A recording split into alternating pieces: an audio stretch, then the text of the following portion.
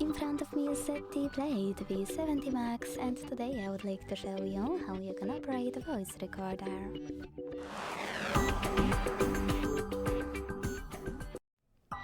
Begin by launching Recorder app and clicking on this blue button at the bottom to start.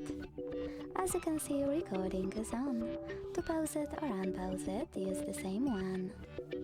To add a bookmark, click on this black icon, and to add a photo mark on camera 1. Then hit while using the app. Take a pic. To discard it, use this X. To redo it, tap on this arrow and to edit this checkmark. When you're finished, hit done to stop and save your recording.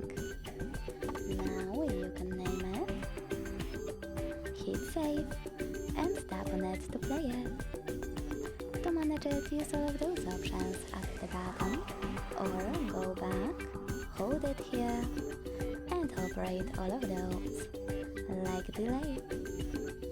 Thanks so much for watching. If you enjoyed this video, leave a like, comment and subscribe. Bye!